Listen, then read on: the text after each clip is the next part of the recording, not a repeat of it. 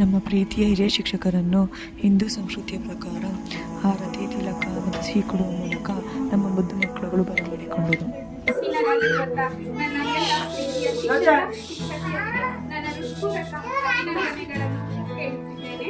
Good morning.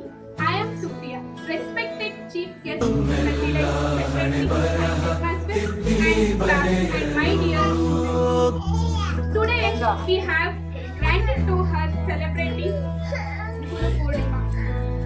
ತಂದೆ ತಾಯಿ ಇರುವಂತಹ ಶ್ರೇಷ್ಠ ಸ್ಥಾನದಲ್ಲಿ ನಿಲ್ಲುವವರೆಗೂ ವಿಷ್ಣು ಭಕ್ತಿ ಮತ್ತು ಜ್ಞಾನದ ಹೀಗಾಗಿ ಗುರುಗಳ ಆರಾಧನೆ ಮಾಡಲೆಂದೇ ಗುರು ಪೂರ್ಣಿಮಾವನ್ನು ಆಚರಿಸಲಾಗುತ್ತದೆ. ಹಿಂದೂ ಧರ್ಮದ ಪ್ರಕಾರ ವೇದವ್ಯಾಸರ ಜನ್ಮದಿನವೆಂದು ಆಚರಿಸಲಾಗುತ್ತದೆ. ಈ ದಿನವು ಆಧ್ಯಾತ್ಮಿಕ, ಶೈಕ್ಷಣಿಕ ಮತ್ತು ಮಾನವೀಯ ಗುರುಗಳಿಗೆ ನಮಿಸಬೇಕಾದ ಪವಿತ್ರ ದಿನ. ಪ್ರತಿಯೊಬ್ಬರ ಬದುಕಿನಲ್ಲೂ ಸಾಧ್ಯವಿಲ್ಲ.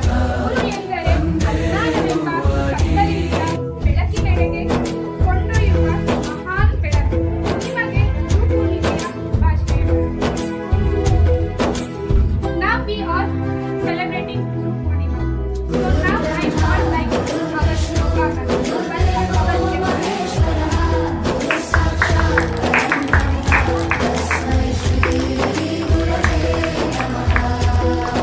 A very good morning to everyone. This is Shilpa. We are very happy to see you all together here. Thank you all for joining us here. Today we are celebrating Guru Purnima. I would like to extend a warm welcome to our chief guest, most honorable Ramadhan.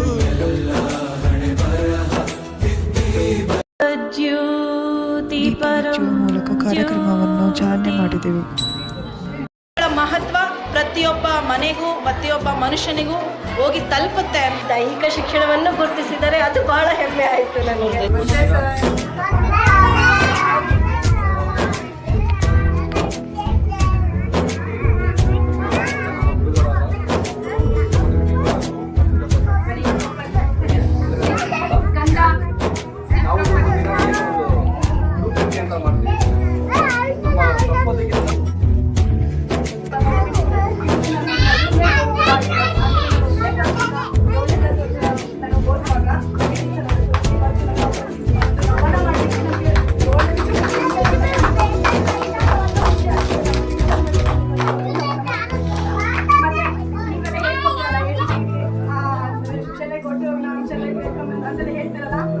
First ಹೇಳ್ಕೊಟ್ಟಿದ್ದು ನಮ್ಮ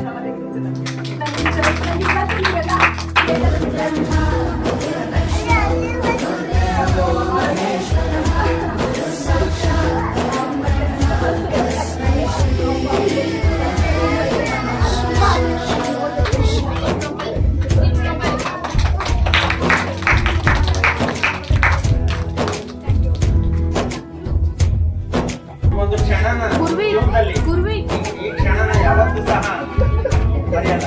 ಯಾಕೆಂದ್ರೆ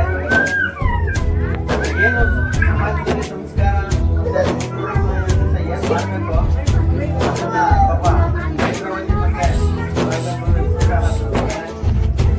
ಸಂಸ್ಥೆಯನ್ನ ಕಟ್ಟಿ ಈಗ ಪ್ರಾರಂಭದಲ್ಲೇ ಸುಮಾರು 50 ಮಕ್ಕಳನ್ನ ಹಿಡಿದಿಟ್ಟು ಸಂಸ್ಥೆಯನ್ನು ನಡೆಸೋದಕ್ಕೆ ಸುಲಭ ಅಲ್ಲ. ಪ್ರಥಮವಾಗಿ ಅವರು ವಿದ್ಯಾಭ್ಯಾಸ ನೀಡ್ತಾರಲ್ಲ ಅವರು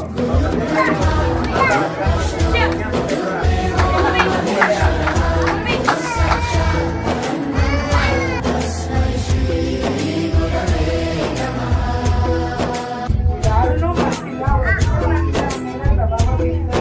ಮತ್ತೆ ಅವರ ಗುಣಗಳನ್ನೇ ನಾನು ಬೆಳೆಸ್ಕೊಂಡು ಬಂದಿದ್ದೀನಿ. ಆ ರೀತಿ ನನ್ನ ಸ್ಟೂಡೆಂಟ್ಸು ನಮ್ದು ಯಾವುದೋ ಒಂದು ಗುಣನ ಬೆಳೆಸ್ಕೊಂಡೇ ಬಂದಿದ್ದೀನಿ ಅಂತ ಇದುವರೆಗೂ ಎಲ್ಲಾದರೂ ಸಿಗ್ತಿದೆ ಅನ್ನೋದು ನನಗೆ ಹೆಮ್ಮೆ ತರ್ತಾ ಇದೆ.